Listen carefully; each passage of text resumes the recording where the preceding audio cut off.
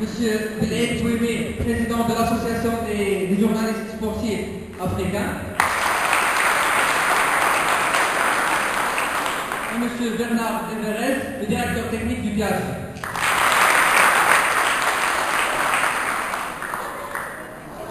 Alors, sans tarder, je passe directement la parole à Monsieur le directeur.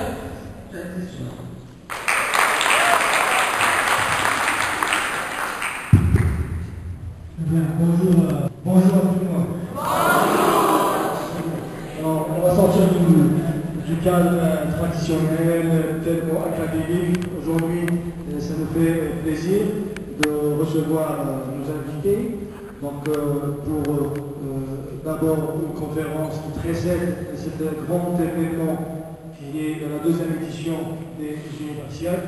À vrai dire, c'est un événement qui commence à prendre sa place.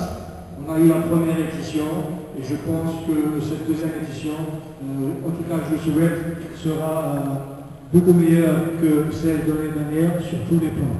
Pas de vue participation, mais aussi du point de vue performance, convivialité, etc. Alors, aujourd'hui, nous avons un grand plaisir de recevoir chez nous à l'ENCG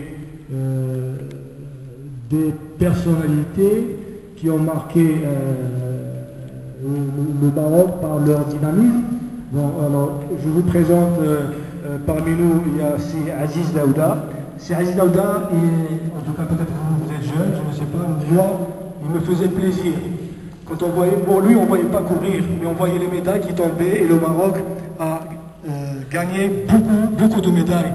Et il y avait, certes, il y avait des coureurs, mais il y avait un monsieur qui était derrière et qui faisait un travail colossal.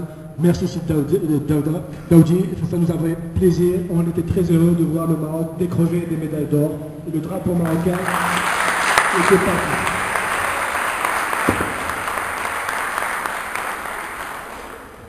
Alors, je fais de la gauche vers la droite, comme ça.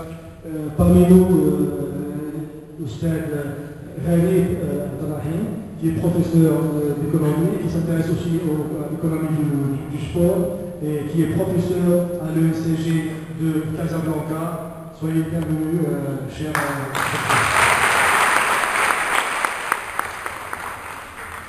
à ma droite, c'est Belaïd Bouémé, qui est président de l'association africaine de la presse sportive, et aussi un grand journaliste au Maroc. Je pense que tout le monde peut-être a lu au moins un des articles sidérés dans le domaine du sport.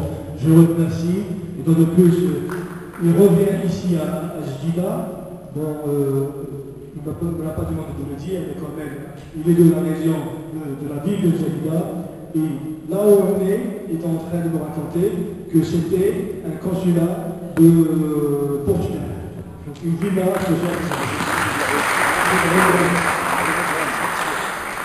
et parmi nous aussi, monsieur Bernard, qui est le directeur technique du club de Tifak Hassani Jadidi. Donc il est récent parmi nous ici à Jalida. On lui souhaite la bienvenue à Jalida. On lui souhaite aussi plein de succès avec notre club de Tifak Hassani Jadidi. Et j'espère qu'on aura, bon, on ne va pas dire le titre, mais on aura un bon club cette année, Inch'Allah. Et pourquoi pas le titre? Il faut rêver. Merci, monsieur. Alors, donc aujourd'hui, nos invités vont aborder un thème qui est très important, le sport et tous ses aspects socio-économiques. Moi, quand j'étais jeune, à vrai dire, j'ai appris beaucoup en pratiquant du sport, en pratiquant le sport. Vous pouvez pratiquer n'importe quel sport, ce n'est pas ça le plus important, mais je sais que le sport peut apporter beaucoup de valeur, que ce soit sur le plan comportement, sur le plan compétence, parce qu'avec nos aînés et nos encadrants, on a beaucoup appris. On côtoyait moi quand j'étais jeune, je m'entraînais au rugby. Et il y avait, ça pour l'histoire pour les gens qui connaissent, il y avait un certain ceux qui était champion du Maroc, non du Maroc, champion d'Afrique, poids lourd. Donc, et moi j'étais presque junior, avec le gabarit de et on s'entraînait. Et ça, le fait de pratiquer du sport avec des gens qui ont apporté beaucoup de sport, nous aussi, on apprenait. Donc on apprenait des compétences sur le savoir-faire et le savoir-être.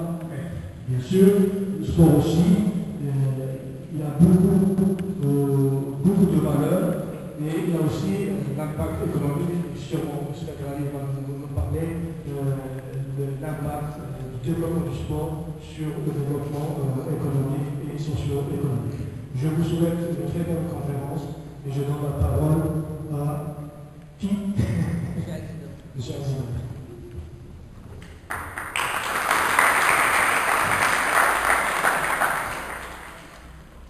Merci Monsieur le Directeur. Merci Monsieur le Directeur. Sarahatan, je suis très ému et très honoré d'être parmi vous. Parce que vous me ramenez longtemps en arrière. Il y a quelques années déjà, en 1996, j'ai arrêté d'enseigner à l'université. Et donc à chaque fois que j'ai l'occasion de me ressourcer, donc de me retrouver dans un milieu universitaire et estudiantin, ça m'honore et ça me rajeunit. Donc, ahlan bi wahid. Je suis et ça me fait un énorme plaisir.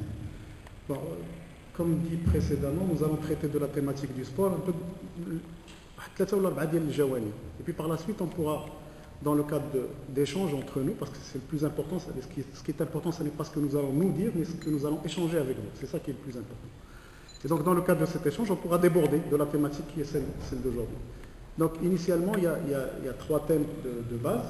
Il y a un thème qui va être traité par ces rallyes qui traitent de la violence dans le sport et de la lutte contre cette violence dans le sport comme facteur de développement du sport lui-même, parce que vous savez, vous avez certainement pu suivre l'actualité sportive de Parlement, vous avez certainement remarqué que la violence est devenue pratiquement quelque chose de quasi quotidien dans le sport. Et c'est quelque chose qui entrave le développement du sport, qui nuit à l'image du sport. Le sport véhicule des valeurs, entre guillemets des valeurs, on pourra en discuter plus tard. Et à chaque fois qu'il y a violence ou acte de violence, ce sont ces valeurs-là qui se trouvent être touchées et qui se trouvent être des fois anéanties même, parce que des fois on se demande pourquoi il y a du sport, pourquoi est-ce qu'on n'arrêterait pas carrément de faire du sport. Vous avez vu ce qui s'est passé en Égypte dernièrement, l'État égyptien a pratiquement dissous la fédération, il a arrêté la compétition. Effectivement, pourquoi faire du football si c'est pour voir des jeunes perdre la vie comme ça, ou des citoyens perdre la vie à l'occasion d'une joute sportive qui est finalement que quelque chose d'éphémère. C'est un show, c'est un spectacle. Et un spectacle qui engendre la mort, c'est quand même assez regrettable. Siblaïd va parler, lui, qui est un homme de médias et qui est versé dans la communication depuis toujours et qui lutte toujours pour faire de la communication un des vecteurs de développement du sport, va vous parler de la relation des médias modernes. Il fait beaucoup de recherches et de réflexions autour de cette thématique dans le développement du sport. Parce que jusqu'à présent, le sport, c'était l'article du dimanche ou l'article du lundi. Aujourd'hui, c'est des centaines de milliers d'articles sur Internet. Et donc, avec l'utilisation des médias modernes et des supports de ces médias, l'importance ou l'impact du sport s'est multiplié d'une façon exponentielle. Donc on ne peut même pas dire si c'est multiplié par 10, par 20, par 100, par 200. C'est exponentiel, c'est vraiment à l'infini et c'est à une vitesse vertigineuse. Parce qu'aujourd'hui, tout le monde, tout à l'heure j'ai vu des gens photographier avec des téléphones, tout le monde peut aujourd'hui prendre une photo, mettre un article sur un blog ou sur Internet et puis faire un article carrément de réflexion sur une thématique et donc donner une orientation. Et à partir de là, il agit sur le développement du sport. Donc Siblaïd va s'attarder sur cette problématique. Et j'aurai le privilège et le plaisir de vous parler d'une thématique qui m'a été choisie et fixée par les Ikhwan qui ont pris contact avec moi, concernant la citoyenneté et le sport. Nous avons un problème grave de citoyenneté féminine, vous en êtes certainement conscients, parce qu'au quotidien, il n'y a pas quelqu'un parmi nous, un citoyen marocain aujourd'hui, qui ne parle pas de ce manque de civisme, de ce manque de sentiment de citoyenneté, d'appartenance, etc., au quotidien. Donc ça devient un problème récurrent, un problème grave, auquel il va falloir que des jeunes comme vous, puisque c'est vous qui allez prendre la relève de la direction de ce pays, d'y réfléchir à partir de maintenant, parce qu'il y a des lacunes graves auxquelles il faut remédier. Alors je ne sais pas si, je pense que le mieux c'est qu'on commence par Siblaïd, parce que la thématique de Siblaïd trace un peu le contexte. Il va parler du sport dans sa globalité et des médias, donc un peu, il va tracer le contexte de notre discussion.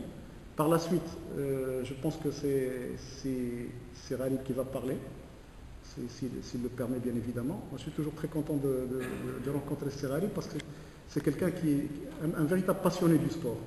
et un passionné qui voit le sport certains angles اللي ما تيشوفهمش الناس الاخرين العاديين، صدق العاديين بحالي انا مثلا حنا اللي عشنا في التيران وداك الشيء تنشوفوا السبور من واحد المنظور، وتيجي لنا واحد المنظور جديد ماشي با سيريوزمون، تيجيب واحد المنظور اللي حقيقه تيفاجئنا ببعض الافكار، تيفاجئنا ببعض المسائل اللي تيجعلنا اننا تنفكروا ديفيرامون في الرياضه الصعيد الوطني بالخصوص. Et puis par la suite on parlera de cette question de citoyenneté pour clore rapidement inchallah les interventions. Et après, on rentre dans une discussion. Je ne sais pas si le temps.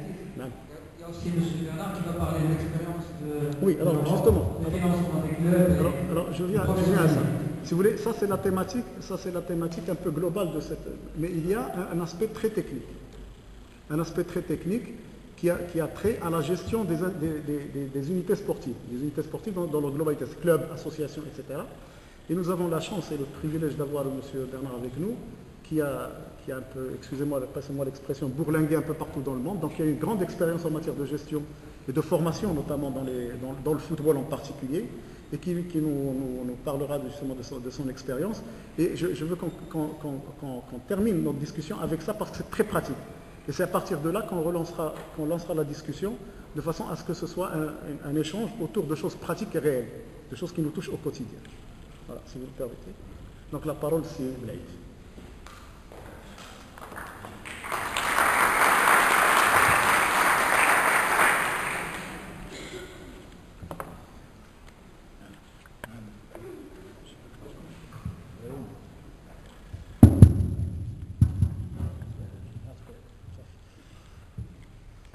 Bonjour tout le monde. Je ne sais pas s'il y a des étudiants au MCG de Casablanca. Ah ben voilà. Donc je ne suis pas le seul absent. Parce que c'est vrai qu'on anime un séminaire au niveau des MCG à Casa et ça va entrer pratiquement dans le débat engagé avec mes étudiants, je dirais. C'est une privilège bien sûr de les appeler comme ça, j'en reconnais quelques-uns. Donc, on débat cette problématique de la communication, des médias et de la culture générale. Voilà, c'est ça. Je tiens d'abord, franchement, et je vous le dis de tout cœur, à remercier tous ceux qui m'ont fait ce beau cadeau, de faire que je retrouve, je dis là, Mazagan. Et vous savez, quand on vient dans un site, là, on se met à rêver, se retrouver, n'importe quel. Le moindre détail vous fait fantasmer autour de votre passé, votre présent. On a été face à la plage, à la mer, et je disais à Aziz, toi Abraham, tu as eu tort de ne pas venir avec nous. Il disait, mais imagine Driss Shraibi jouer au foot à la plage. Driss Shraibi, vous le connaissez, n'est-ce pas? Assez simple. Grand écrivain devant l'Éternel, est natif de Mazagan, tout autant qu'Abdel Khatabi, qui est fils de Sfa, et qui aussi a joué au football jusqu'à être junior. Et il a failli porter le maillot de l'équipe nationale, de l'équipe de Jdida et peut-être de l'équipe nationale, pourquoi pas, parce qu'il jouait très bien, c'était un bon attaquant. Heureusement, il a porté le maillot de la philosophie et de la sociologie. Ça nous a donné un grand sociologue et un grand philosophe. Et je me disais, Abdelkbir qui aimait à répéter une chose extraordinaire, une chose fabuleuse, disait, il marchait au bord de la plage et il disait, imagine qu'on marche sous le même ciel que Abdelrahman Mjdo. Quelqu'un se met à Abdelrahman Mjdo. Les 4 ans de Abdelrahman Mjdo. Et bien Abdelrahman Mjdo est également natif de Tête Azmour de Jdida. Donc voilà, quand vous vous retrouvez dans l'imaginaire, je peux en citer d'autres, vous savez, Siman Afifi, grand homme de théâtre, et je souhaite de tout cœur que le théâtre dit municipal porte un jour le nom de Mohamed Saïd Afifi, qui fut un grand de la comédie, du théâtre. Alors, je m'excuse pour cette incursion, et je peux vous dire aussi, moi je fais de la caricature, et il y a plein de caricaturistes qui sont natifs de Jdida, dont Kassi, Aïd Kassi, qui est algérien, nationalité. Mais natif de Jdida, et le grand Kassi, c'est celui qui a remporté le premier Africain arabe à remporter le prix de la caricature pour un livre prophétique par son thème qui s'appelle les femmes voilées. Donc le problème du hijab, etc., se posera 30-40 ans après, mais en 70, il faisait de la caricature à Al-Moujahid et après à Jeune Afrique à ses débuts, et donc il a fait ce beau livre qui s'appelle Les femmes voilées. Donc voilà, vous savez, quand vous êtes meublé comme ça, vous vous retrouvez à Jdida, la ville de Lyautey, et il y a une pierre, souvenir au parc, au grand parc, où il est écrit, c'est ici qu'en 1912, Lyautey avait déclaré, deux points, j'ouvre les guillemets, je ferai de Mazagan le Deauville marocain. C'était Lyautey. Donc j'imagine les indigènes d'un côté, la soldatesque de l'occupation alignée pour saluer Lyautey, mais Lyautey fut un grand quand même, de par certaines de ses réalisations. Je suis en train de médiatiser le passé. On va parler des médias. Et je médiatise le passé. Les médias aujourd'hui, bon, vous savez, on a une petite histoire, une courte histoire quand même qui s'étale sur un siècle, mais intéressante, des médias. Et puis il y a un très bon travail qui a été fait par la CARI. Les étudiants le savent parce qu'on en a parlé. Et justement, qui parle de l'histoire des médias au Maroc au XXe siècle. Et c'est une histoire, médias sportifs. C'est une histoire qui est quand même intéressante et qui remonte jusqu'aux années 1912-1913. C'est-à-dire que dès l'arrivée des Français, on s'est mis à produire dans les médias et en s'inspirant du calibre français. C'est-à-dire que la presse française, qui avait une grande histoire, a évolué, s'est professionnalisé, et nous, on a tiré directement profit justement de cette professionnalisation, puisque des gens sont venus de France pour se convertir dans les médias, dans la presse, et être journalistes sportifs. Comme ça, on en a eu du très bon, dès les années 20. Les années 20, les années 30, on a eu jusqu'à quelque chose comme 7, 8, 9 titres, ce qui est énorme. Des hebdomadaires, et à un moment, il y a eu le quotidien, et donc l'arrivée de ces chroniqueurs qui ont travaillé dans la vigie, ancienne formule qui remonte aux années 20, même avant. Le petit Marocain par la suite, qui s'est converti en matin, vigie, etc. Mais pendant cette période des années 20 à l'indépendance, 56, donc toute une expérience, une grande expérience, avec des enquêtes. Moi, il m'est arrivé d'avoir lu un article de M. Daniel Pilar. Je ne sais pas si vous avez entendu parler de Daniel Pilar, il n'est pas de votre génération, mais je peux vous dire que c'est un monsieur qui sort de l'ordinaire parce qu'il a été entraîneur de football. Il a entraîné le RAC de Casablanca. RAC, ça veut dire quelque chose, le RAC. RAC de Daniel Pilar, de Ntifi. Ntifi, c'est Racing Libéral. Donc c'est le club de Ntifi. Ntifi, c'est le grand monsieur qui a géré le football dans les années 70 et qui a été derrière cette qualification, première qualification d'un pays africain en Coupe du Monde. C'était le Maroc, avec ce monsieur, Ntifi, qui de 1960 à 1970 a réussi l'exploit d'organiser une grande manifestation internationale, la Coupe Mohamed V, où de grandes équipes sont passées au Maroc, alors qu'à l'époque, on n'avait même pas 10% des moyens qu'on a actuellement. Pourtant, il a réussi à cet exploit où il y avait de la communication, il y avait de la bonne gestion, de la bonne gouvernance, bien qu'à l'époque, ça ne s'appelait pas comme ça, mais disons, c'est quelqu'un qui était dans la modernité. Parce que tout à l'heure, quand je parlais des médias, de l'évolution, c'est la modernité. Est-ce que le Maroc va s'impliquer, a les moyens de s'impliquer dans la modernité à travers ce qui aujourd'hui assure le monopole de la médiatisation, à savoir la presse web. Mais avant la presse web, qui est de plus en plus florissante chez nous, je ne sais pas si chacun a sa tablette aujourd'hui, parce que c'est à la mode, hein, la tablette, le téléphone. Et donc on a eu cette expérience radio-télé, radio avec ce Mohamed Gharbi. Je vais faire bref, parce que, vous savez, c'est une longue histoire, il reviendra aux étudiants de faire des recherches. Il y a des documentations énormes, surtout à travers des archives Moi, je rêve qu'un jour, un étudiant, par exemple, travaille sur les mots, les chroniques de Daniel Pilar, la chronique qui s'appelait Les Unes d'eux, Les Unes d'eux de Daniel Pilar, qui est une chronique ciselée, mais riche au niveau aussi bien sémiologique, linguistique, symbolique que sportif. Voilà un grand qui est malheureusement mort en France, qui aurait pu mourir ici, se retrouver avec un Maroc qu'il avait dans le cœur et pour lequel il a tout sacrifié. Et donc Daniel Pilar, tous ces gens qui ont énormément donné à l'évolution de la presse, et c'est lui qui a recruté toute la génération des Marocains arabophones, Sabré et autres, Habib Hassani, une génération d'une dizaine de journalistes qui ont été formés, orientés par Daniel Pilar, qui était aussi bon quand il était entraîneur que journaliste, qu'également conseiller du président de la Fédération royale marocaine de football à l'époque.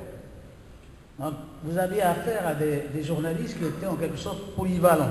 Ils ne se suffisaient pas de leur boulot de chroniqueur, de plumitif, comme on disait, mais comme on dit, mais c'est un métier qui ne nourrissait pas son homme. Généralement, c'était presque pratiquement des bénévoles quand ils faisaient la presse sportive. On a eu des Marocains qui ont écrit, surtout à travers l'Alam, et il serait amusant pour les étudiants là encore de détecter la portée idéologique des articles de presse sportive dans les années 40, 45, 50 jusqu'à l'indépendance. Parce que qu'est-ce que vous aviez? Vous aviez surtout des gens qui raisonnaient idéologiquement, donc pour refuser, si vous voulez, l'idéologie dite coloniale à l'époque, et qui s'impliquaient pour se référer à une personnalité marocaine à construire à travers le football et le sport. C'était ça, la vision des sportifs. Donc, le papier sportif à l'époque était un prétexte. Ce n'était pas un papier d'analyse qui puisse relater, bien sûr, tout ce dont le Maroc disposait sur le plan humain, capital humain, parce qu'à l'époque, vous savez, on a eu de grands, mais alors là, immenses entraîneurs, gérants de foot, valorisés, heureusement.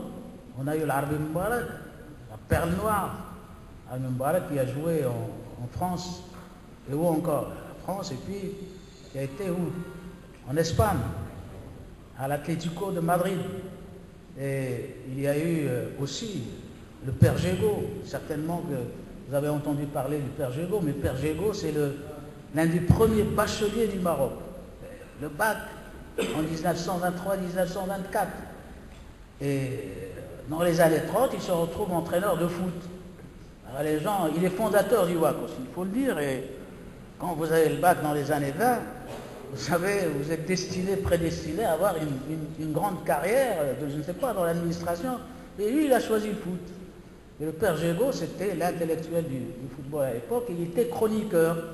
Il écrivait des articles et il était brillant, bon, bien sûr, parce qu'il avait sa culture, sa grande culture et sa grande culture sportive. Il s'est mis aux langues, il connaissait l'espagnol, il connaissait le portugais, et il est l'un des premiers à s'être intéressé au football brésilien. Parce que dans un club qui s'appelle le Raja de Casablanca, il a voulu insuffler cette idée du football spectacle, du football fête, bref, du football brésilien. Ça a donné ce qu'on appelle la Dakarka. C'était ça le Père Gégaud. Donc, journaliste, intellectuel, artiste, praticien, c'est ça les années 40, 50, avec des gens qui ne se prenaient jamais au sérieux. Référez-vous à une interview de l'Arbi Moubarak par le Père Gégaud. Elle est à la RTM, c'est un bijou, elle est sublime. Demandez-la, vous demandez au service sport de la RTM de vous fournir justement cette cassette, la cassette de l'entretien. Eh bien, ils parlent tous les deux en Darija, pas en arabe classique, heureusement, Aziz. Donc Darija marocain, et le message qui passe, et le Père Gégaud, العربي اللي كضرب الكره البوطو كيفاش كتحس انت انا كنحس بها الناس قلتها لان خصني ندخلها. C'était ça les débats de cette belle époque où nous avions affaire à des intellectuels qui rêvaient en prenant le sport, le football, pour prétexte, pour avoir justement un Maroc émancipé et qui ait une presse à la hauteur de l'analyse telle qu'elle existe. Bon, par la suite, il y a eu la radio, il y a eu le Gharbi, Feu le Gharbi, qui était aussi, alors, sachez que le Gharbi qui a construit, édifié ce service du sport de la RTM, était quelqu'un qui était versé carrément dans la politique, qui aimait le sport et qui fut à l'origine de la traduction de tous les discours, pratiquement de la majorité, du moins, des débuts de Mohamed V. Mohamed V, le roi du Maroc, hein, le militant, le résistant, le roi, le résistant, eh bien, ces discours étaient traduits par Abdelatif el-Gharbi.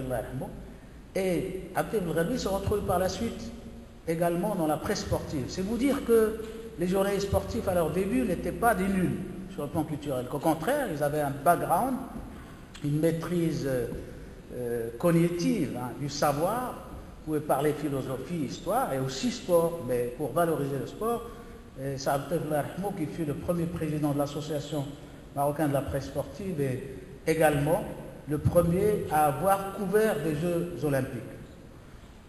On a eu cette accumulation, cette richesse qui a découvert sur la télé, mais la télé publique, vous qui avez aujourd'hui la possibilité de comparer avec ce qui se passe dans le monde, ben je crois qu'elle a bien démarré, elle a accumulé un certain nombre d'archives quand ces archives n'ont pas été démolies, parce que vous savez que le fameux match de 1970 Maroc-Allemagne, eh bien il y avait les grosses cassettes, c'était encore classique, et donc on n'avait pas tellement de cassettes, et c'était compliqué, ça coûtait cher, et donc on a enregistré ce match, et après on a effacé pour mettre dessus une soirée de chérette.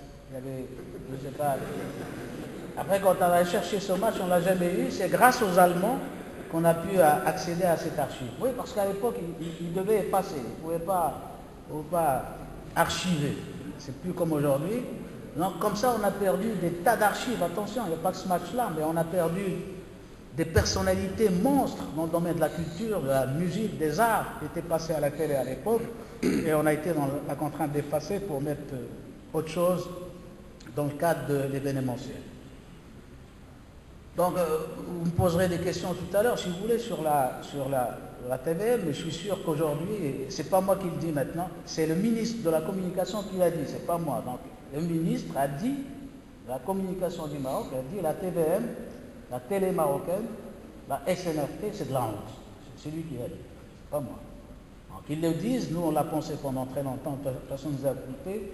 Aujourd'hui, comme un ministre qui le dit, c'est bien.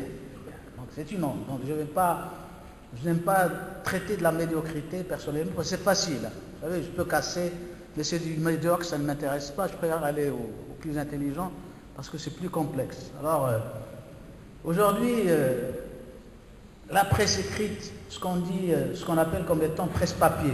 La presse papier, média papier, face à la radio, on a dit, c'en est fini de la presse papier, maintenant qu'il y a la radio, c'est foutu.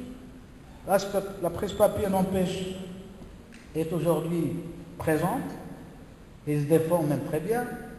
La radio, on a dit sitôt que la télé est arrivée, avec la télévision, adieu la radio, il n'est jamais aussi forte que maintenant, parce que bon, il a une autre vocation, et il a d'autres méthodes, chacun des médias a sa manière de travailler, et pourvu qu'il sache s'améliorer, assurer une mise à niveau, il est sûr de vivre, de survivre, voire même d'assurer un monopole quand il en a les moyens, au niveau bien sûr de l'audit et de la communication.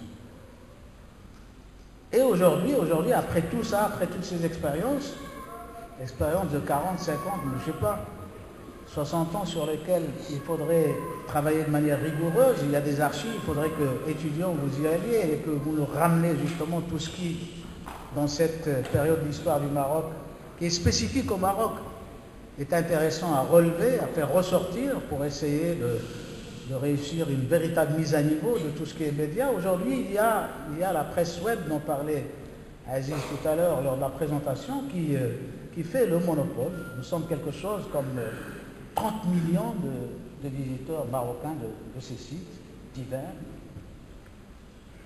Et quand on dit 13 millions, eh bien, c'est compliqué par rapport à l'audience des autres moyens de communication audiovisuelle et presse écrite réunis.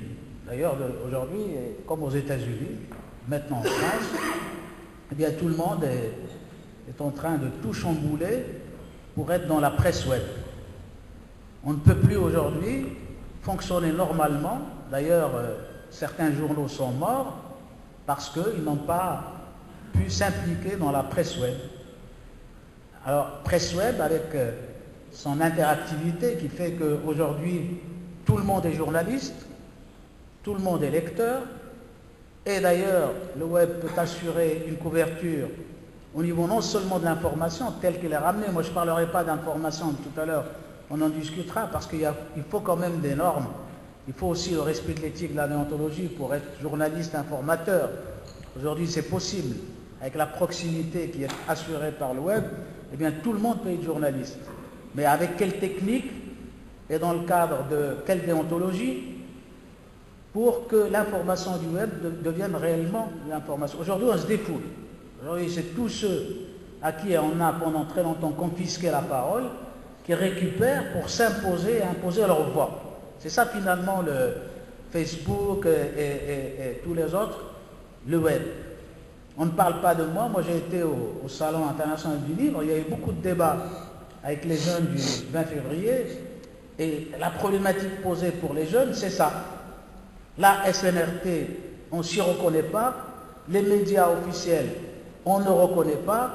Et puis la presse est contre nous. Personne ne parle de nous, à juste titre, hein, à part l'exception de quelques journaux, un ou deux, mais bien sûr, ils sont évacués, ils sont exclus du système médiatique officiel, même avec la presse critique.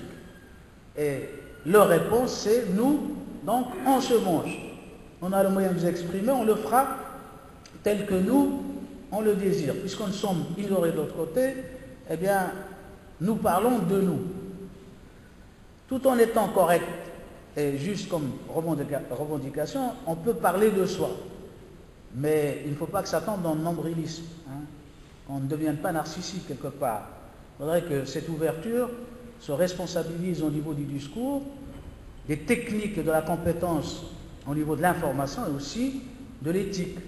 Sinon, ça ne veut rien dire. Mais ceci dit, pour le moment, ça n'est pas la préoccupation directe des médias web, mais ce qui est le plus important aujourd'hui pour les jeunes, c'est de s'exprimer et d'accéder à un cadre, qu'il soit organisé, qu'il soit encadré sur le plan déontologique. Bon, à la limite, ils sont contre-fiches.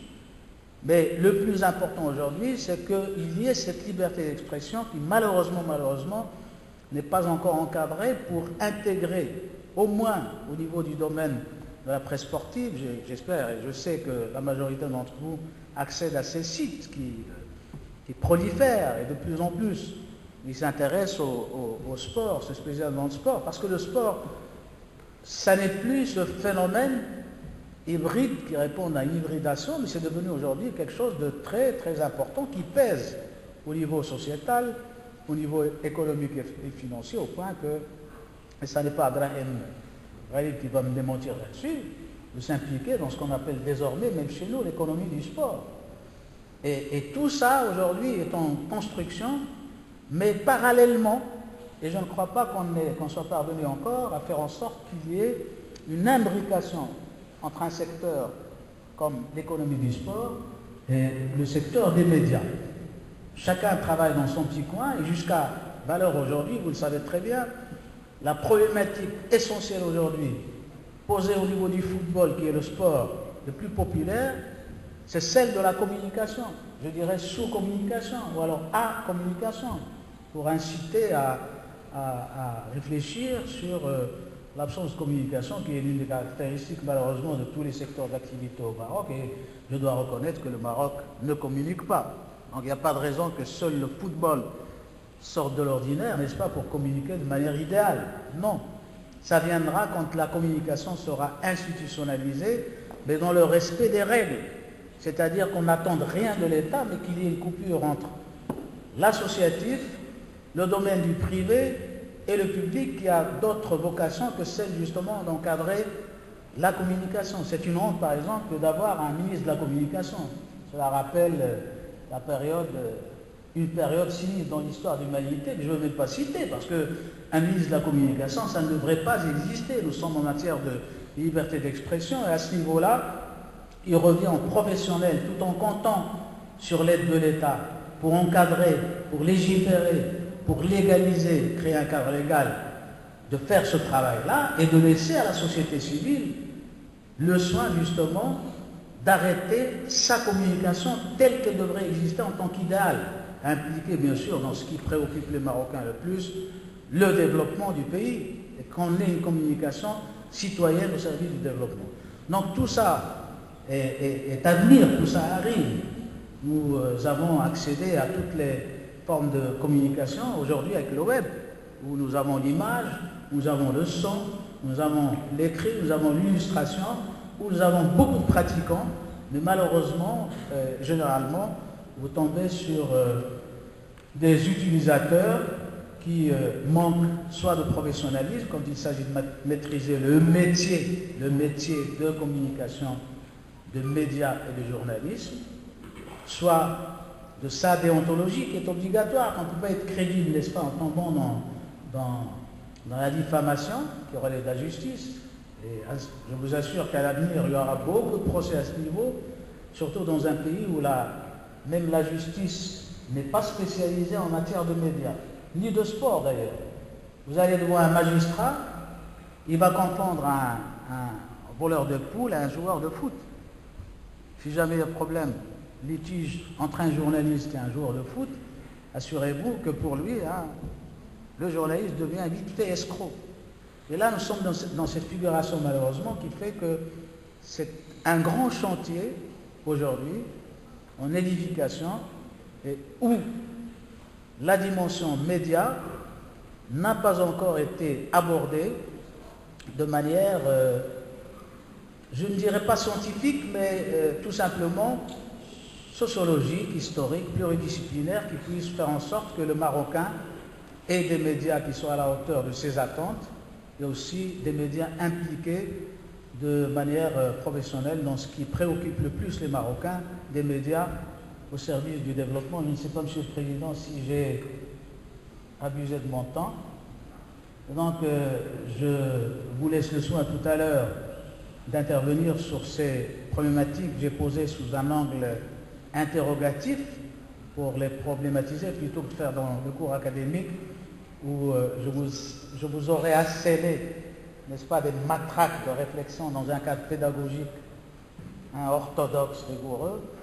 Donc la parole sera à vous, n'est-ce pas, pour renforcer, démentir, rejeter, c'est votre droit, tout ce que j'ai dit jusqu'à présent sur les médias, tout en vous rappelant que s'il y a une bibliothèque pauvre en matière de recherche, heureusement on commence à avoir des thèses. Serralib a failli se suicider en allant justement dans ce domaine, tout en étant économiste et en optant justement pour l'économie du sport. Bravo, je l'ai dit le premier jour à Brahim, il est très courageux d'avoir fait ce choix, mais je peux vous assurer qu'en matière de production littéraire, livresque, il existe peu d'ouvrages malheureusement, y compris sur cette histoire dont je vous ai parlé. J'ai essayé de relater tout ce qui a été fait pendant un siècle de médias pratiquement, depuis 1912. Eh bien, ce travail d'édition, de réflexion rigoureuse sur le plan historique, sociologique, économique, il vous reviendra à vous. J'espère que vous serez armés pour ça. Mais le métier de journaliste sportif est un métier passionnant, il est passionné aussi, mais c'est un métier qui vaut qu'on se sacrifie justement pour ce genre d'expression, qui est très intéressant et qui n'a pas été analysé à 100%. Et j'ai parlé que du côté visible de l'iceberg. Je pense que 90% encore de ce domaine est encore sous-analysé, disait Jacques Berck. Vous savez, Jacques Berck, le grand Jacques Berck, qui a vécu au Maroc, qui est islamologue, orientaliste, avait dit le Maroc n'est pas un, le Maroc, à l'image des autres pays africains ou du Maghreb, le Maroc n'est pas un pays sous-développé, c'est un pays sous-aimé et sous-analysé. Je peux dire avec Jacques Berthe que le monde du sport, y compris pour ses médias, est encore sous-analysé et merci.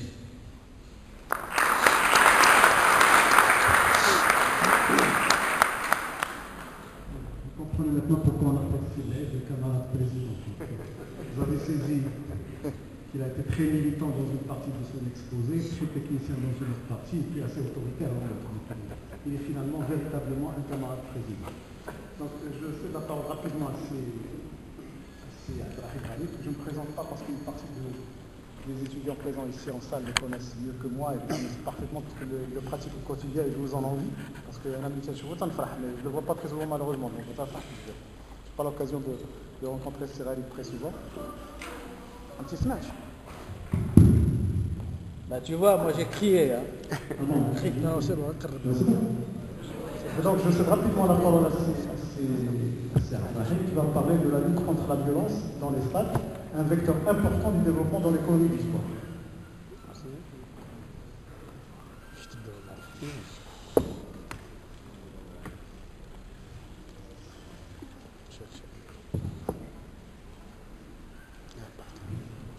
Salam alaikum.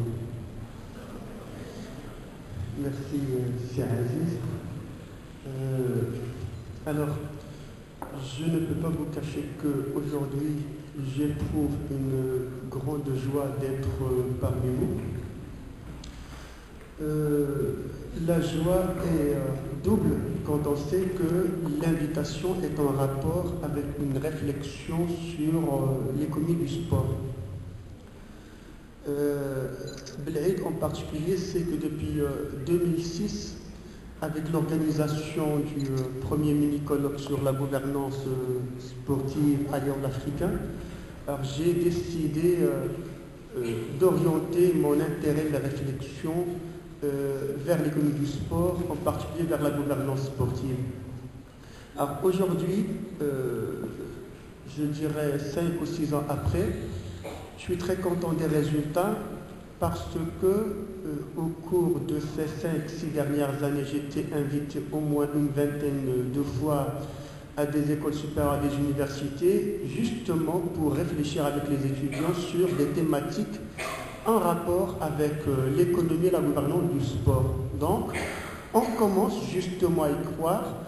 Et puis, même sur le plan académique, aujourd'hui, il y a plusieurs licences et masters spécialisés et de recherche dédiés à l'économie du sport. Alors, mon intervention va porter sur la lutte contre la violence dans les stades comme vecteur ou facteur important pour promouvoir l'économie du sport. Alors, de par les écrits de mon professeur Mohamed Qahash, aujourd'hui, on peut parler d'un véritable secteur des sports, au même titre que l'on parle du secteur de la branche du tourisme, au même titre que la branche textile, industrie chimique, parachimique, le sport s'impose comme une véritable branche ou comme un véritable secteur. Alors, les chiffres sont là pour en témoigner, ils sont trop ambitieux à l'échelle internationale, un peu moins au niveau national, mais les prémices du développement de ce secteur sont déjà là.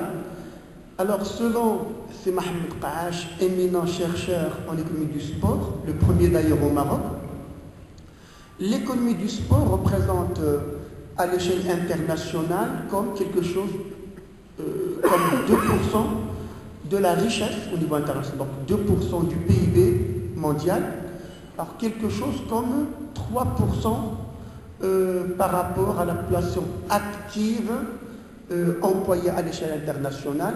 Alors les chiffres sont également trop ambitieux quand on sait que ce secteur il représente quelque chose comme 4% du commerce mondial et avec un chiffre pratiquement qui avoisine les 230 milliards de dollars. C'est un véritable secteur. Alors, aujourd'hui, personne ne peut contester que le secteur des sports, c'est un véritable secteur pourvoyeur d'emploi. Joueurs, entraîneurs, médecins sportifs, kinésithérapeutes, journalistes sportifs, alors le sponsoring, la retransmission télévisée, etc. Donc autour du sport se développe une véritable économie à laquelle on peut appliquer pratiquement l'ensemble des concepts que nous étudions en macroéconomie, en microéconomie. On parle de valeur ajoutée, on parle d'emploi, on parle d'investissement, on parle d'effets d'entraînement et de multiplication, etc. Alors, on ne peut pas, bien évidemment, parler de l'importance de l'économie du sport sans parler de l'importance que revêt l'infrastructure sportive. Alors, on a besoin d'édifier des terrains, des stades, des complexes sportifs, justement, si nous croyons vraiment en l'importance de l'économie du sport et de ses vertus. Et là, permettez-moi, en ce qui concerne l'infrastructure sportive, de discriminer entre l'infrastructure de proximité, dont la vocation première est de promouvoir le sport de masse, et les stades dédiés à abriter des spectacles sportifs. Donc, pour commencer par la première composante de l'infrastructure sportive, alors qui est constituée de l'infrastructure de proximité, avec Monsef Belkhiat, l'ex-ministre de la Jeunesse et des Sports, on a beaucoup parlé des centres socio-sportifs de proximité, mais il n'y a pas que ces centres.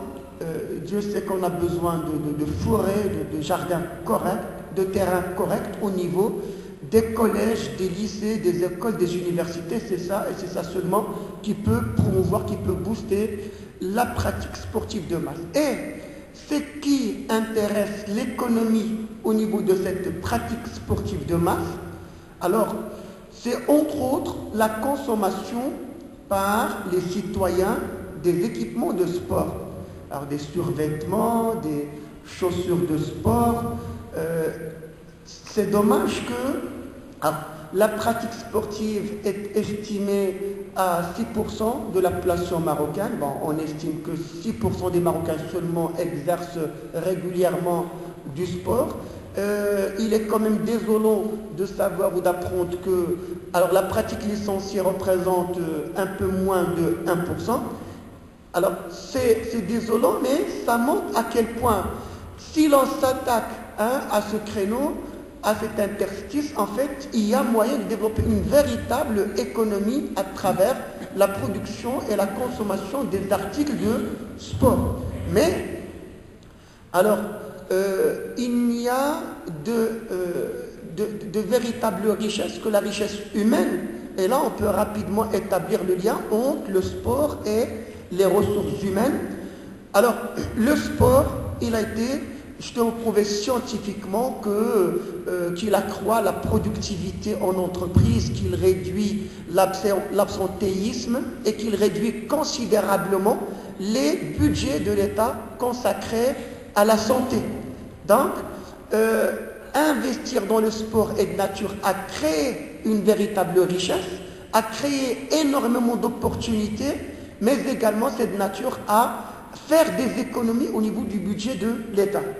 Alors pour ce qui est maintenant des stades destinés à abriter les spectacles sportifs, alors cela me fait penser à toute l'économie créée autour du spectacle. Alors pour ne parler que des déplacements, de la restauration, de la billetterie, du sponsoring, c'est une véritable économie.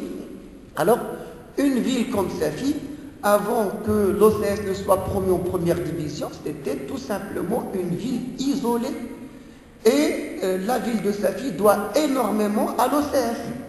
يعني نظن أن أولمبيك أسفي فك العزلة على مدينة أسفي اللي تعرف الخريطة ديال المغرب مزيان.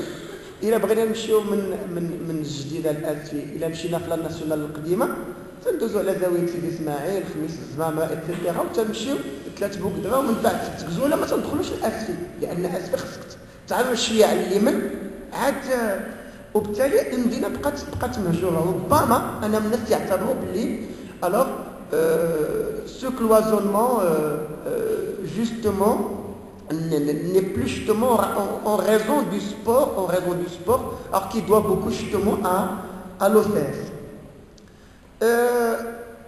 Alors on est sûr maintenant qu'on a besoin d'infrastructures pour promouvoir et l'économie, je dirais, en rapport avec la pratique sportive de masse, mais également l'économie qui se développe autour du spectacle. C'est la raison pour laquelle il faut justement que ce spectacle soit sain pour espérer en tirer les fruits nécessaires. Mais comme je suis dans une école, comme je suis face à des chercheurs, j'aimerais bien souligner le problème qui se pose pour les chercheurs qui décident d'approcher scientifiquement des problématiques en rapport avec l'économie du sport. Donc il y a une véritable difficulté d'approche, un sérieux problème d'approche, dans la mesure où, quand on essaie d'exploiter les données publiées par le Haut Commissariat au Plan, pour ne citer que le Mendoubia Famille, pratiquement il n'y a pas de chiffres en rapport avec l'économie du sport. Et effectivement, Blaise il avait parfaitement raison de le souligner, quand on décide de travailler sur des problématiques en rapport avec l'économie du sport, on risque de se heurter à l'indisponibilité de chiffres. Ça va venir de toute façon. Et de là, je m'adresse à mes propres étudiants pour qu'ils comprennent pourquoi très souvent les travaux qu'on leur demande de faire, c'est des travaux de terrain. Alors donc, l'une de nos missions justement, c'est de produire ces chiffres, c'est de produire des réflexions, parce que ces chiffres, ces réflexions n'existent pas encore ou existent, mais souffrent quand même, je peux parler de pénurie en la matière. Alors, j'ai lu un article scientifique publié par HEC Paris. Donc c'est un article qui est extrêmement important et qui, à l'époque où la France avait organisé la Coupe du Monde de football, c'est un article qui avait traité de l'impact économique de l'organisation par la France de la Coupe du Monde. Et croyez-moi, les modèles économétriques sont tellement développés en France que ces jeunes chercheurs ont réussi à prévoir avec beaucoup de précision l'impact de l'organisation par la France de la Coupe du Monde sur le produit intérieur brut, sur l'investissement, sur l'emploi et sur bien d'autres agrégats macroéconomiques. Alors, je ne peux pas ne pas citer un chiffre dont parle très souvent Sibyl Marie, c'est que dans une ville comme Copenhague, qui compte 500 000 habitants, alors le nombre de vélos est de quelque chose comme 530 000. Ah ben, c'est un exemple qui est largement suffisant pour comprendre justement que le développement du sport de masse et de nature justement a boosté l'économie du sport. Alors, parlons quelque peu de l'importance du spectacle sportif, mais à partir d'un certain nombre de chiffres. Alors c'est des chiffres dégagés d'une enquête que j'ai réalisée avec un certain nombre d'élèves d'un lycée public de Casablanca, lycée Moulay Idriss. Nous avons travaillé sur un échantillonnage de 600 élèves pour appréhender un peu leur comportement au niveau des stades, mais également pour appréhender leur comportement de consommateurs de produits sportifs. Et là, les chiffres parlent d'eux-mêmes. C'est des jeunes qui ont exprimé qu'ils, alors en moyenne, qu'ils consacrent quelque chose comme 40 dirhams pour entrer en stade. Alors ils ont également révélé que le coût global de la consommation des spectacles sportifs, il avoisine en moyenne 82 dirhams, c'est-à-dire billetterie, transport et nourriture. Alors, 68% des enquêtés, ils ont répondu qu'ils possédaient la tenue de leur équipe. et que cette tenue vaut en moyenne 125 dirhams. 56% de ces jeunes alors ont répondu oui. Ils possèdent le drapeau de leur équipe préférée et c'est un drapeau qui coûte en moyenne 40 dirhams. Alors enfin, 37% de ces jeunes, ils ont répondu oui. Ils possèdent la casquette de leur équipe préférée et qui coûte en moyenne 25 dirhams. Donc c'est une enquête qui a été réalisée en 2008 qui a porté sur un échantillonnage de 600 jeunes dont la moyenne d'âge est de 20 ans et demi. Maintenant, ce qu'il faut préciser, c'est ces chiffres qui montrent que nous pouvons réellement développer une économie du sport au Maroc. Malheureusement, ce sont des transactions qui se développent dans un cadre purement informel. Vous n'êtes pas sans savoir qu'en particulier cette année, au niveau des éliminatoires, je ne veux pas parler de la CAN, mais je préfère parler quand même des phases éliminatoires pour la qualification aux phases finales de la CAN. Alors, nous avons tous remarqué cet engouement pour le spectacle sportif, pour les matchs de l'équipe nationale de football. Beaucoup de Marocains, ils ont payé plus que 500 dirhams, parfois 1000 dirhams pour assister à ce spectacle. Encore une fois, je ne veux pas parler de la suite. Ils ont casqué beaucoup d'argent pour acheter la tenue d'équipe nationale, pour se doter du drapeau national. La même chose avec le WAC au niveau de la Champions League. Alors ils ont dépensé beaucoup d'argent pour se doter de la tenue du Wydad, de son drapeau. Sauf que, et ceci n'est pas valable pour le WAC, mais c'est valable pour beaucoup de clubs marocains, comme leurs marques ne sont pas déposées, alors ce sont des contrefaçonniers qui saisissent ces opportunités, qui ne profitent pas forcément au club.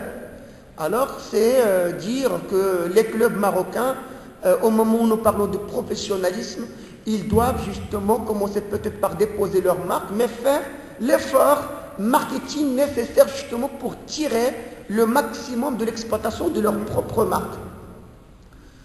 Alors, pour justement que le spectacle puisse attirer le maximum de public, alors il faut que l'on fasse l'effort nécessaire pour lutter contre la violence dans les stades, pour lutter contre les actes de vandalisme, lutter contre la violence, toute forme de violence, violence physique, violence verbale, etc. Mais, encore une fois, je précise que l'université a un grand rôle à jouer en la matière. Encore faut-il aussi que les décideurs comprennent que l'université a son mot à dire en la matière. Il faut éviter d'élaborer des lois par simple réflexe. Parce qu'aujourd'hui ou demain, il y a des actes de vandalisme, on sort des articles de loi sans se donner le temps et les moyens nécessaires pour appréhender les causes profondes de ces actes de vandalisme. Alors, pour citer certaines causes, moi j'estime qu'il y a des causes que tout le monde connaît, mais il y a d'autres causes bien enracinées dans les structures de la société marocaine qui nécessitent quand même des actions profondes en raison justement du caractère structurel de cette cause. Aujourd'hui, on continue à ne pas respecter la capacité d'accueil des stades en vendant un nombre de billets qui dépasse de loin la capacité d'accueil. Alors, cela s'explique par la corruption au niveau des portes, cela s'explique par les relations de clientélisme, de favoritisme. Il suffit pour s'en convaincre d'aller dans n'importe quel stade pour remarquer que les magistrats estiment qu'ils n'ont pas à payer le billet pour s'agglutir sur le terrain. Les policiers d'eux-mêmes, les élus d'eux-mêmes, ce sont finalement les misérables qui payent le billet. Et cette discrimination, il me semble, c'est la véritable incitation à la haine et c'est la véritable incitation à la violence contre les élus ou contre, d'une manière générale, soit ce que l'on appelle ou ce qu'on a l'habitude d'appeler l'élite de la société, n'estime pas que c'est de son devoir que de donner les bons exemples. La consommation de stupéfiants est très très répandue, on le sait très très bien. pour vous dire encore une fois que la lutte contre la violence ne se fait pas que dans les stades, mais elle doit se faire pratiquement tous les jours en dehors des stades. La non-conformité de nos stades, la quasi-totalité, aux normes de sécurité, alors les terrains ne correspondent à aucune norme, ce qui rend un peu la mission des organisateurs et des forces de l'ordre une mission délicate, pour ne pas dire impossible. Alors, je ne veux pas m'attarder sur l'insatisfaction, bien évidemment, des supporters par rapport aux services associés au spectacle, je dirais à partir du transport, du service de transport, billetterie, accueil, sanitaire au niveau des blocs sanitaires au niveau des terrains, et même le spectacle lui-même. Le spectacle lui-même, aujourd'hui, beaucoup de supporters ne revendiquent même pas le résultat, mais revendiquent une prestation correcte et convaincante de leur club. Alors, un déficit en encadrement des supporters, c'est vrai qu'il y a beaucoup de groupes ultra, beaucoup d'associations, mais quand on essaie, au-delà, je dirais, du spectacle créé par les supporters eux-mêmes, est-ce qu'il y a une véritable fonction d'encadrement des supporters? Ben, il me semble, de par mes études, que cette fonction est très souvent absente.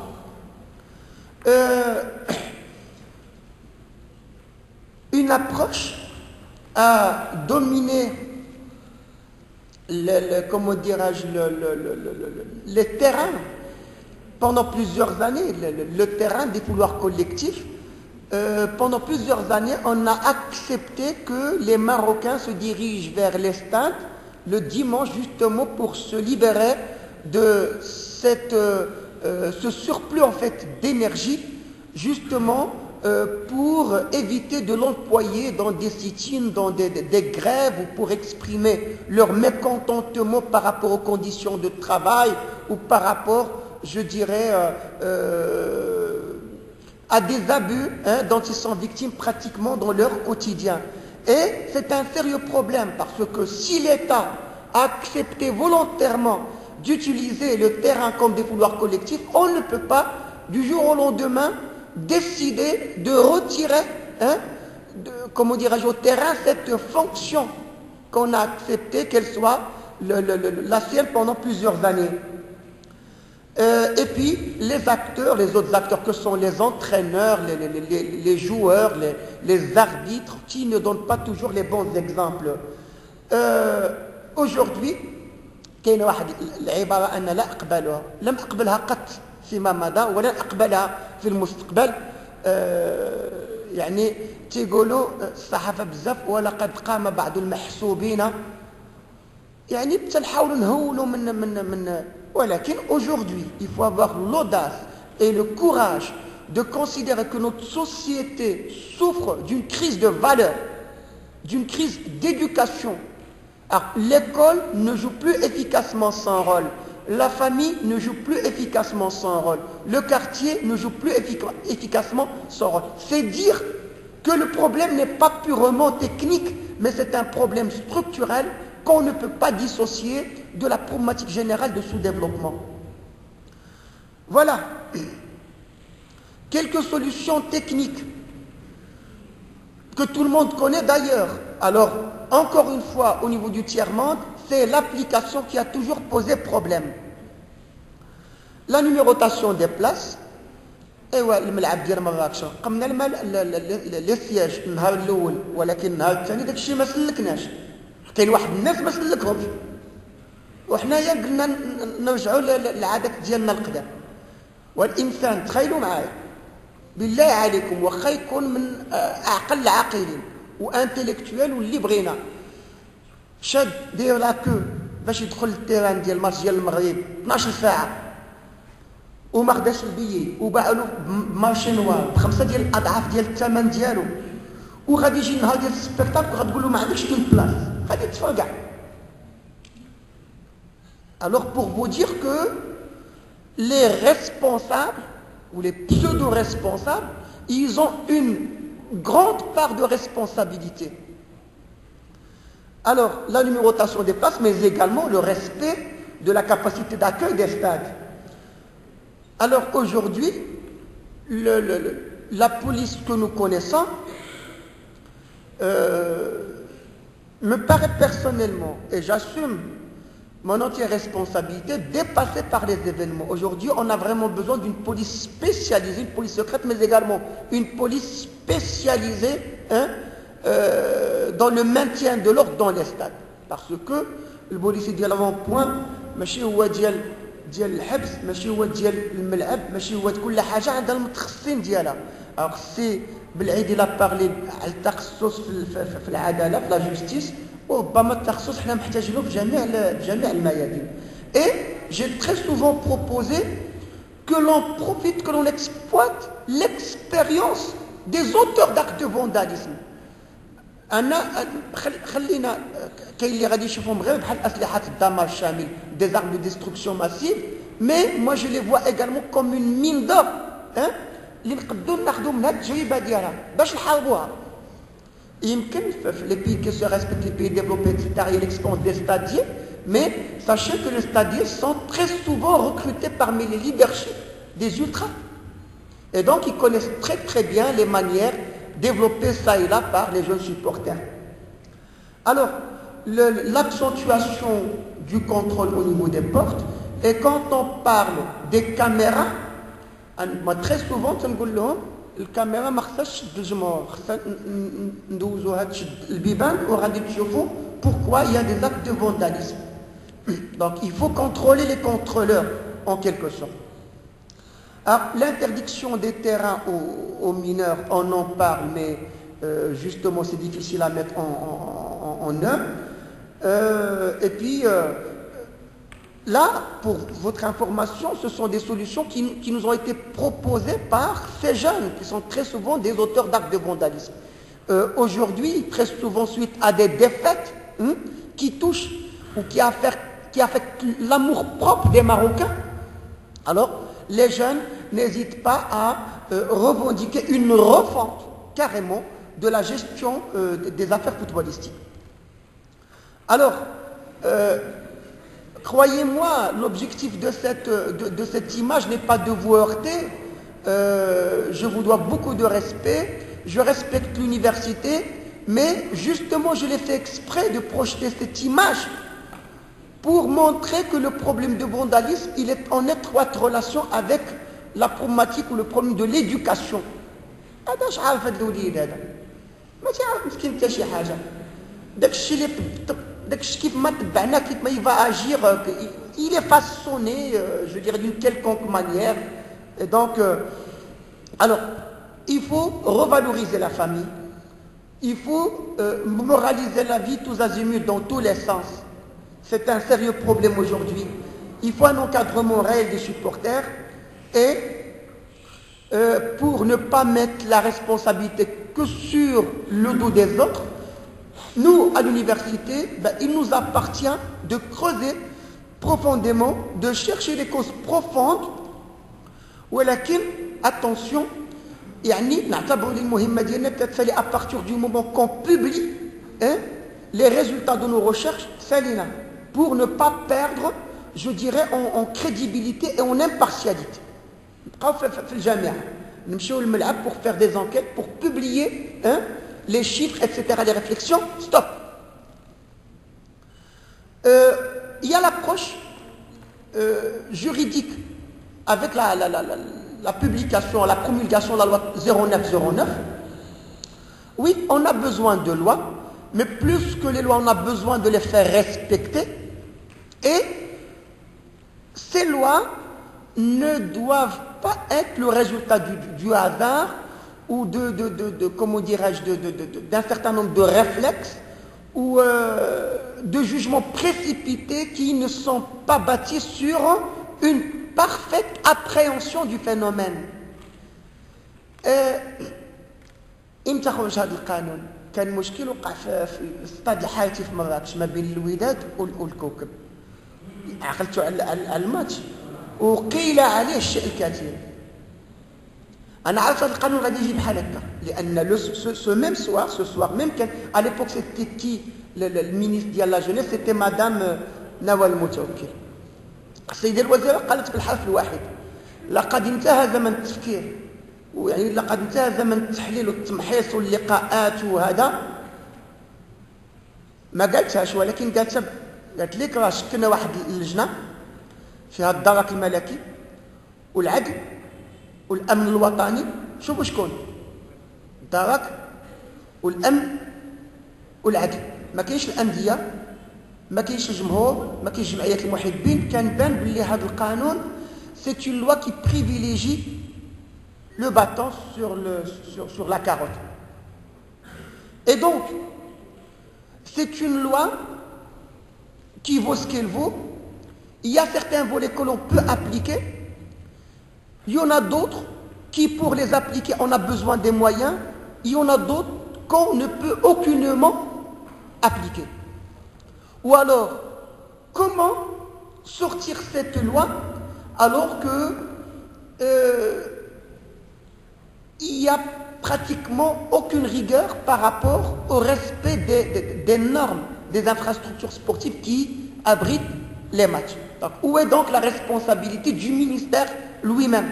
Où est la responsabilité de l'État, du gouvernement? Alors, les dispositions que l'on peut appliquer, quand il y a un manquement, je dirais, de la part des organisateurs, ben donc ça se voit, c'est clair. Quand on remarque que le terrain il a abrité ou il a accueilli un nombre de supporters qui dépasse de loin sa capacité d'accueil, là on comprend qu'il y a des organisateurs qui n'ont pas respecté leurs obligations contractuelles. Il faut appliquer la loi. Et paradoxalement, quand vous analysez la loi, vous allez tout le temps lire qu'il y a deux types d'amendes. Alternative ou cumulative. L'emprisonnement et l'amende quand il s'agit des supporters, mais quand il s'agit des organisateurs, il n'y a que l'amende, il n'y a pas l'emprisonnement. Alors, il faut appliquer ces dispositions, elles sont applicables. Maintenant, quand nous parlons des stupéfiants, quand nous parlons de consommation d'alcool, etc., pourtant, il n'y a pas d'appareil de mesure d'alcoolémie au niveau des terrains. Ce sont des appareils dont on peut se doter qui ne coûtent pas très très cher. Et rien que le fait de se doter de ces appareils peut favoriser l'application d'un certain nombre de textes contenus dans cette loi. Maintenant, il y a des dispositions qu'on ne peut pas appliquer. L'incitation au racisme, à la haine, une incitation verbale. Ah ben, très souvent, c'est 40 000 personnes ou 50 000 personnes qui incitent verbalement à la haine en même temps, simultanément. Alors, qui emprisonné 50 000 personnes? Moi, je pense qu'il n'y a même pas de place dans les prisons marocaines. Les places sont rarissimes, il y a de moins en moins de places au niveau des prisons. Voilà. Je pense que bon, la loi, c'est quand même mieux de l'avoir que d'avoir un vide. Mais plus important encore que la loi, c'est les possibilités de son application. Mais il faut, parce que quand on sort une loi, surtout au Maroc, ben, on l'applique au moins pendant 20 ou 25 ans. Autant faire l'effort nécessaire justement pour sortir une loi en parfaite connaissance, je dirais, des causes qui sont derrière les actes de vandalisme et de violence. Je vous remercie.